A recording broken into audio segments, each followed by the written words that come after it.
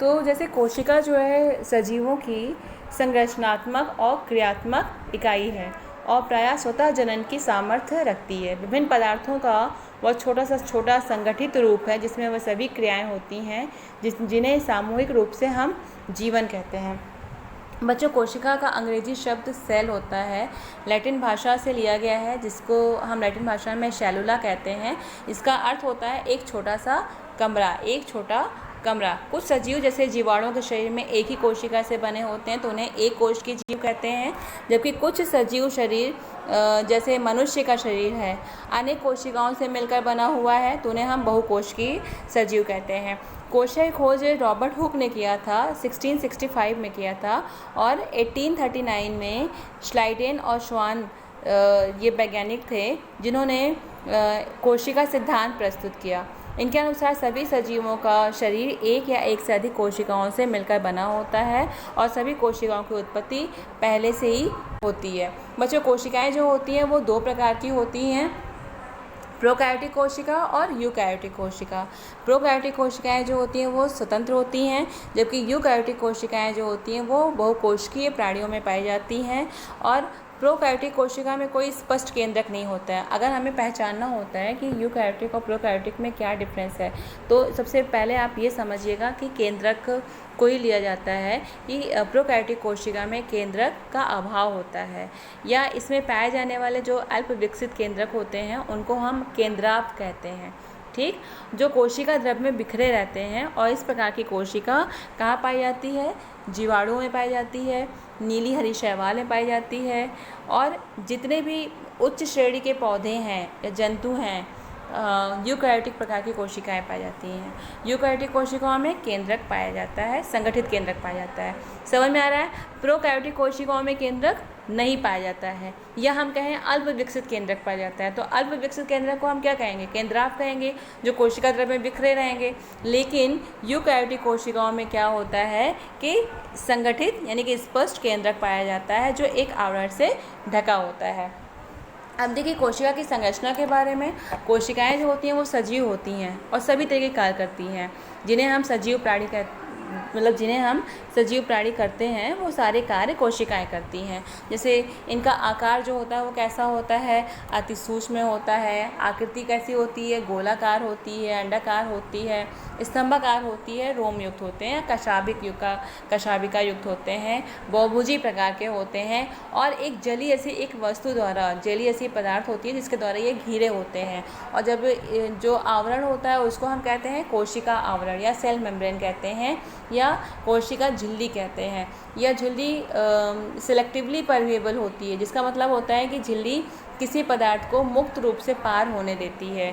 ठीक, यानी कि सीमित मात्रा में पार होने देती है या बिल्कुल रोक देती है। तो कभी कभी इसे हम कभी कभी क्या कहते हैं? जीवद्रव्य कला भी कहते हैं, यानी कि प्लाज्मा मेम्ब्रेन भी कहा जाता है। बच्चों, कोशिका के अंदर यानी कि प्लाज्मा मेम्ब्रेन के अंदर जीवद्रव्य कला के अंदर बहुत सारी चीज़ें पाई जाती हैं। कौन कौन सी संरचनाएं पाई जाती हैं?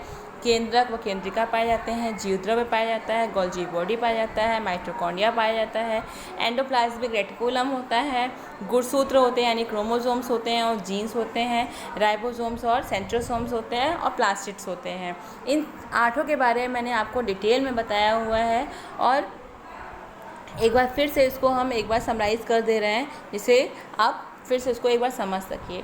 देखिए, केंद्रक जो होता है एक कोशिका में सामान्यतः एक ही केंद्रक पाया जाता है, परंतु कभी कभी एक से अधिक केंद्रक भी होते हैं, एक से अधिक केंद्रक भी पाए जाते हैं। बच्चों, कोशिका का समस्त कार्यों का संचालन केंद्र भी केंद्रक ही होता है। जब कोशिका विभाजित होती है तब इसका भी विभाजन हो जाता है। केंद्रक कोशिका के भीतर एक तरल पदार्थ होता है जिसको हम कहते हैं कोशिका द्रव्य। कोशिका द्रव्य में ही यह तैरता हुआ दिखाई देता है। इसका कोई निश्चित स्थान नहीं होता है, तथापि यह अधिकतर लगभग बीच भाग में यानी कि मध्य भाग में स्थित होता है। कुछ कोशिकाओं में इसकी स्थिति कैसी होती है? आधार पर होती है यानी कि आधारी होती है, और कुछ पेरीफेरल होती है यानी कि सीमांतीय होती, सीमा के अंत में इनकी संरचना पाई जाती है। तो केंद्रक की आकृति कैसी होती है? गोलाकार हो सकती है, अंडाकार हो सकती है, और कभी कभी ये बेलनाकार, दीर्घवृत्ताकार, शाखान्वित, नाशपाती जैसे दिखाई पड़ते हैं। बच्चों इनके अंदर न्यूक्लियर सैप, न्यूक्लियोलस, क्रोमोसोम्स पाए जाते हैं। केंद्र के आवरण को हम क्या कहते हैं, जिसके केंद्र के चारों तरफ जो आवरण होता है जिसकी वजह से केंद्रक ढका होता है उसको हम न्यूक्लियर मेम्ब्रेन कहते हैं या न्यूक्लियोलीमा कहते हैं। ठीक, चलिए अब देखिए केंद्रिका क्या होती है, न्यूक्लियोलस क्या होती है। हर एक केंद्रक में एक या एक से अधिक केंद्रिका पाई जाती है। इसका हमेशा ध्यान रखना बच्चों कि केंद्रक में एक या एक से अधिक केंद्रिका पाई जाती है। कोशिका विभाजन की कुछ विशेष अवस्था में केंद्रिका लुप्त हो जाती है किंतु बाद में पुनः प्रकट हो जाती है। केंद्रिका के भीतर राइबोन्यूक्लिक एसिड यानी कि आरएनए और कुछ विशेष प्रकार के एंजाइम्स अधिक मात्रा में पाए जाते हैं। केंद्रिकी सूत्र यानी कि माइटोसिस या सूत्री विभाजन में इनकी महत्वपूर्ण भूमिका होती है। ठीक, केंद्रिका का रोल कहाँ पर होता है, तो माइटोसिस में या फिर सूत्री विभाजन में इनका रोल होता है। अब देखो जीवद्रव्य क्या होता है। जीवद्रव्य एक गाढ़ा तरल पदार्थ होता है जिसे हम प्लाज्मा मेम्ब्रेन के नाम से जानते हैं। ठीक है, और यह केंद्र के जो बीच वाला स्थान होता है जहाँ पे जीवद्रव्य को हम कोशिका द्रव्य और केंद्रक झिल्ली के भीतर पाए जाने वाले द्रव्य के रूप में जानते हैं, जिसको हम कहते हैं न्यूक्लियोप्लाज्म।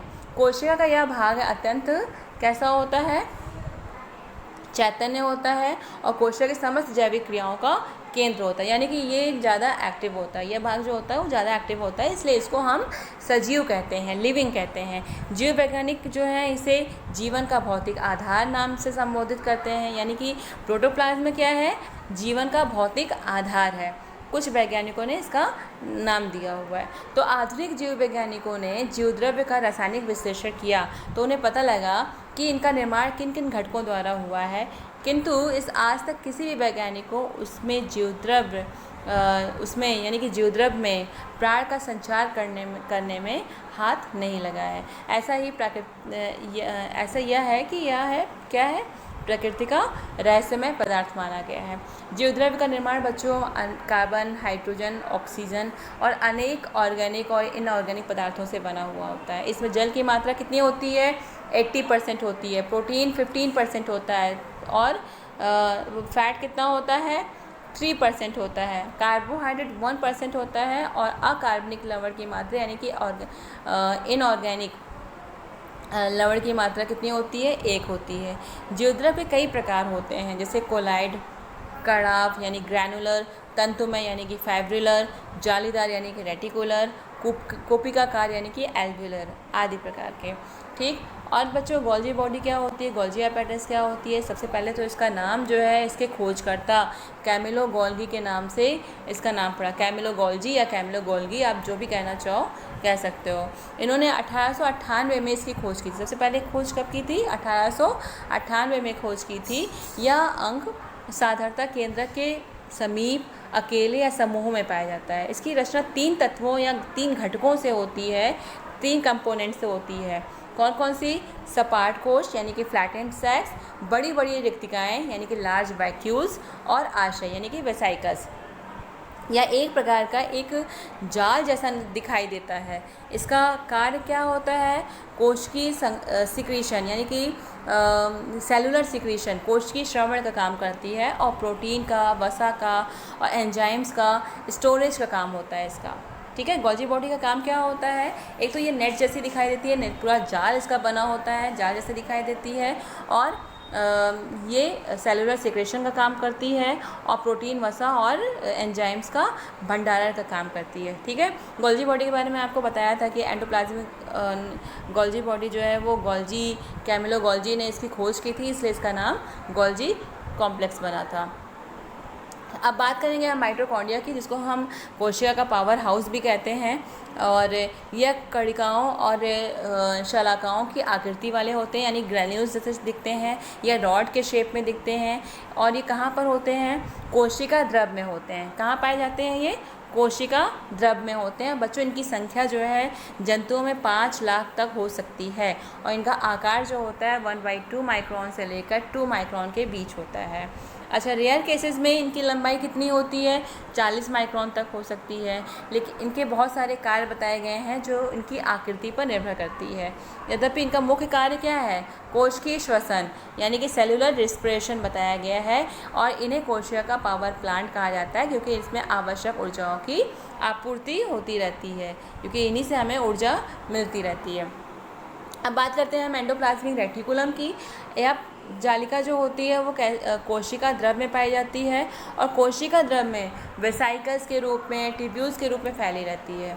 इनकी स्थिति जो होती है वो सामान्यतः केंद्रीय झिल्ली और जीवद्रव्य कला के बीच होती है। बच्चों, ये अक्सर जो है संपूर्ण कोशिका में फैली रहती है, और जालिका 2 प्रकार की होती है। कौन कौन सी? स्मूथ सरफेस और रफ सरफेस, यानी कि स्मूथ एंडोप्लाज्मिक रेटिकुलम और रफ एंडोप्लाज्मिक रेटिकुलम। इनकी सतह जो होती है खुरदुरी होती है। क्यों होती है खुरदुरी? क्योंकि इसमें राइबोसोम्स के कण पाए जाते हैं, और बच्चों इसमें राइबोसोम्स के कण पाए जाते हैं, इसलिए ये खुरदुरी होती है। लेकिन स्मूथ सरफेस वाले में, यानी कि स्मूथ एंडोप्लाज्मिक रेटिकुलम में राइबोसोम्स के कण नहीं पाए जाते हैं। यहाँ पे फैट्स और लिपिड्स पाए जाते हैं, इस वजह से ये कैसी होती है? स्मूथ होती है। इसके कार्य क्या है? इसके कार्य बहुत सारे हैं, जैसे कि यांत्रिक आधारण यानी कि मैकेनिकल सपोर्ट, ये एक तरीके से मैकेनिकल सपोर्ट देती है, और एक्सचेंज ऑफ मटेरियल्स, पदार्थों का आदान प्रदान जो होता है, और अंतःकोशिकीय अभिगमन, इंटरसेलुलर ट्रांसपोर्ट में काम आता है, और प्रोटीन संश्लेषण में। बच्चों, एंडोप्लाज्मिक रेटिकुलम जो होती है वो प्रोटीन संश्लेषण का काम करती है। क्यों काम करती है? क्योंकि इस पर राइबोसोम्स के कण होते हैं, इसलिए। चलिए अब क्रोमोसोम्स की बात करते हैं, जिसको हम कहते हैं गुणसूत्र या पितृसूत्र। बच्चों, क्रोमोसोम 2 वर्ड से मिलकर बना हुआ है, क्रोम और जोम। तो 2 शब्दों से मिलकर बना होता है, जिसका मतलब होता है कलर बॉडी या रंगीन पिंड। ठीक, क्रोम का मतलब होता है कलर, और सोम का मतलब होता है बॉडी, पिंड। तो कलर पिंड यानी कि कलर बॉडी।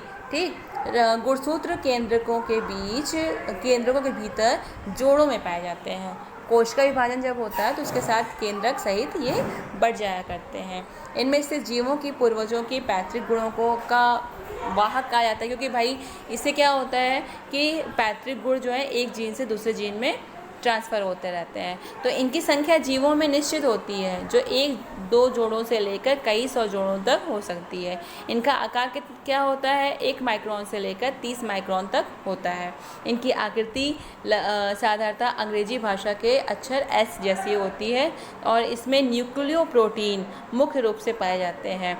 गुणसूत्रों के कुछ विशेष प्रकार भी पाए जाते हैं, जिसे हम लैम्ब्रश क्रोमोसोम्स कहते हैं, पॉलीटीनी क्रोमोसोम्स कहते हैं, जिन्हें हम WXYZ आदि नाम से भी संबोधित करते हैं।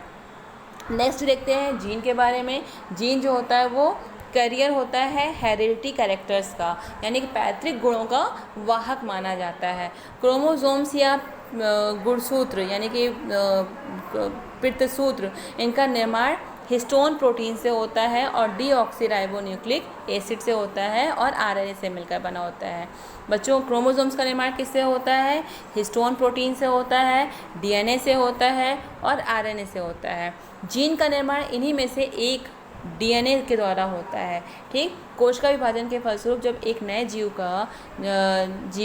नए जीव के जीवन का सूत्रपात होता है, तो यही जीन पैतृक एवं शारीरिक गुणों के साथ साथ माता पिता से निकलकर संततियों में चले जाते हैं। यह आदान प्रदान माता के ओवम और पिता के स्पर्म में स्थित जीन के द्वारा संपन्न होता है।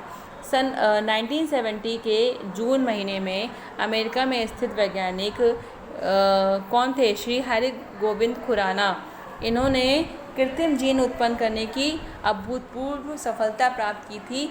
इसी के लिए इनको 1978 में नोबेल पुरस्कार भी दिया गया था। आगे देखते हैं राइबोसोम्स के बारे में और सेंट्रोसोम्स के बारे में। बच्चों, सूक्ष्म गुलिकाओं के रूप में प्राप्त इन संरचनाओं को केवल इलेक्ट्रॉन माइक्रोस्कोप के द्वारा ही देखा जा सकता है। इनकी रचना 50% प्रोटीन और 50% आरएनए के द्वारा होती है, और ये विशेषकर एंडोप्लाज्मिक रेटिकुलम के ऊपर पाए जाते हैं। और एंडोप्लाज्मिक रेटिकुलम के ऊपर पाए जाने का इनका कार्य क्या होता है? प्रोटीन का संश्लेषण। अब बात करेंगे हम सेंट्रोसोम्स के बारे में। तो केंद्र के समीप पाए जाते हैं एक विशेष प्रकार के जो केंद्र के समीप पाए जाएंगे सेंट्रोसोम्स, और उस भाग का जो चारों तरफ का एरिया होगा उसको सेंट्रोफियर के नाम से जाना जाएगा। सेंट्रोफियर के अंदर क्या क्या होता है? सेंट्रियोल होते हैं जो एक जोड़ा पाया जाता है। कोशिका विभाजन के समय विभाजक कोशिका के ध्रुव का निर्धारण और कुछ कोशिकाओं में कशाभिका जैसी संरचनाओं को ये उत्पन्न करते हैं। ठीक, प्लास्टिड्स के बारे में देखिए। प्लास्टिड्स यानी कि लवक अधिकतर पौधों में ही पाए जाते हैं या एक प्रकार के पिगमेंट ग्रैन्यूल्स होते हैं जो प्रोटोप्लाज्म में चारों तरफ बिखरे रहते हैं। क्लोरोफिल धारक वर्ण के लवक को हरित लवक कहा जाता है। इसी का वृक्षों में यानी कि पेड़ों में हरापन दिखाई देता है, हरियाली दिखाई देती है। क्लोरोफिल के कारण पेड़ पौधे प्रकाश संश्लेषण क्रिया करते हैं। कुछ वैज्ञानिकों के अनुसार लवक कोशिका द्रव्य वंशानुगत यानी कि साइटोप्लाज्मिक इनहेरिटेंस के रूप में कोशिका विभाजन के समय संतति कोशिकाओं में सीधे सीधे स्थानांतरित हो जाते हैं। ठीक, तो ये था पूरा आज आपका कोशिकांग और